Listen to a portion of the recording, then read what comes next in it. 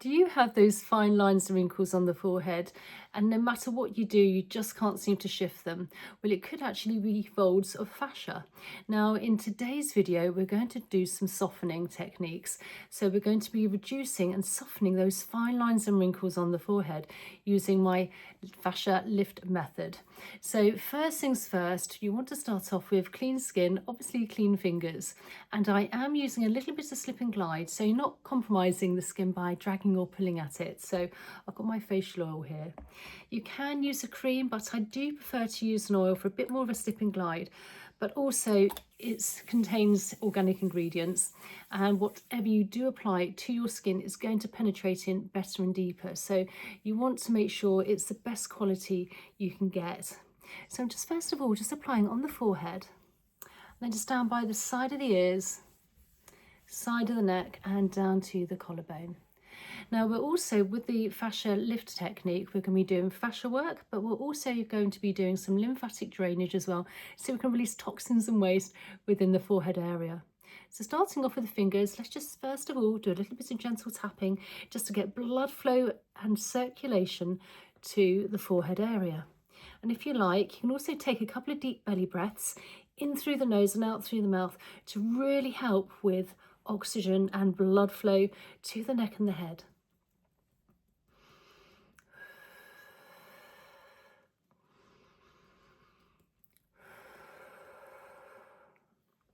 So making sure the shoulders are nice and relaxed and they're nice and straight and in alignment, and that your head is not hunched forward, that it's slightly further back, so your ear is almost to the shoulder area here. So then you're getting more blood flow and oxygen to the neck and the head area as well.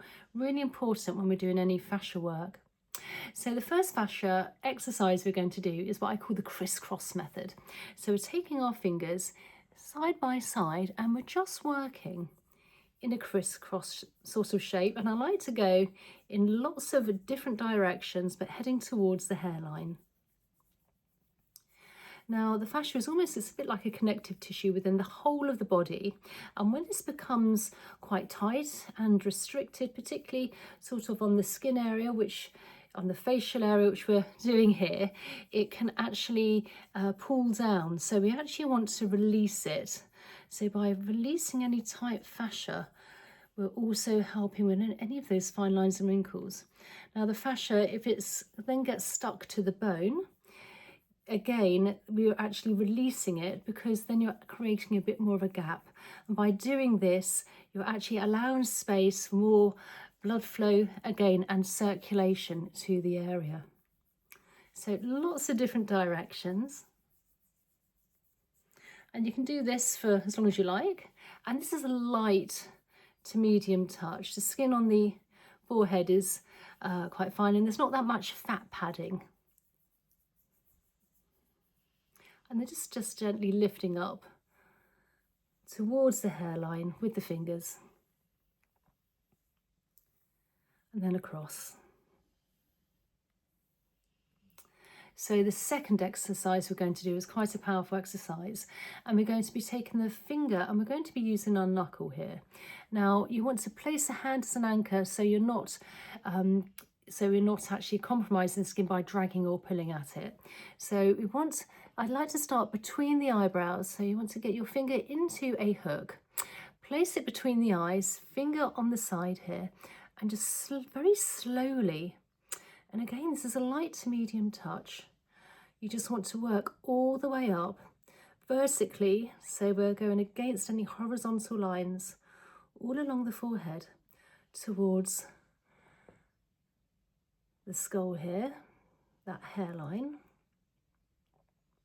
And just give it a little wiggle when you get to the top of the hairline for lymphatic drainage, and then slowly work our way along. Now we're going very slowly, so we're not dragging or pulling at the skin, particularly if you have older skin, and I'm in my mid-50s, I'm 55 now, so obviously you lose elastin and collagen, so you need to be quite careful. And it's actually quite a good idea if you can actually look in a mirror whilst you're doing this. And again, all the way along. Now, if you do have Botox, I've never had Botox or fillers, but if you do have Botox or fillers, please speak to your doctor first before trying any of these exercises. Again, working all the way along. And to be honest, if you're doing these fascia exercises, you won't need Botox or fillers. Again, making sure that the rest of the face is also nice and relaxed. Don't want to be creating any other wrinkles here. So let's go on to the other side. Again, finger as a hook, other finger down, just so we actually have got an anchor. And just going slowly upwards. Now I like to do these 2 or 3 times a week. I'm working all the way along. Again, on that bone. If you go slightly pinky, that's fine. But obviously if it's too red, if you're going too deep, that might be slightly more angry. So you can just go a little bit lighter. Again, all along. Again, you can take deep belly breaths in through the nose to really help with blood flow and circulation, but also calming down the nervous system. And we tend to hold a lot of tension in the forehead, and that's when also you can develop those fine lines if you're creasing your forehead throughout the day and maybe frowning. So we want to be nice and relaxed. So once we've done that, we've done the zigzag, and we've also gone very slowly doing this deep fascia work to the hairline. We then want to take the pads of the fingers where the hairline is here. Let's just massage backwards and forwards. So you're holding the pads of fingers in place, you're not moving them, and it's just going backwards and forwards. So you're actually moving the scalp, again, helping blood flow and circulation. And then just go the other way. So went vertically, now we're going horizontally. And then you can go in a round circular motion one way as well. So if you're looking in the mirror, it can look kind of funny. And then go the other way. Right, so once we've done that, we've now done some great fascia release techniques to really help that stuck fascia on the bone, so to release, to make more space. So now we need to do, to finish off with the Fascia Lift Method, is some lymphatic drainage. Really important to move toxins and waste within this area. We've moved things around and you don't want it stagnating there. So first of all, I like to just work in an upwards motion. And this is a feather-light touch with the fingers. Now we're moving toxins and waste, which is again very close to the surface of the skin here, so you don't need to be heavy-handed. And then interconnecting our fingers here on the forehead and just very gently gliding in an outwards motion towards the temples. And then down by the side of the temples, either side of the front of the ear where we have plenty of lymph nodes. And then behind the ear where we have plenty of lymph nodes. Again, nice and light. And then with one hand at a time, if you can come just by the ear here and glide down that big SCM muscle down to the collarbone. And then on the other side. And then for the final lymphatic drainage release from the chin all the way down where our collarbone is just above here, we've got some indentations. And if you can just give those a few gentle presses, this will release all the toxins and waste within the body, ready for elimination. And I always like to finish off with this, really important.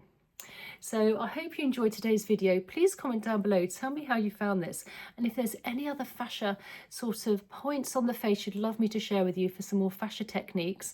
And please consider subscribing, liking and sharing, and please check out my community. And I really look forward to seeing you in the next video. Okay, bye.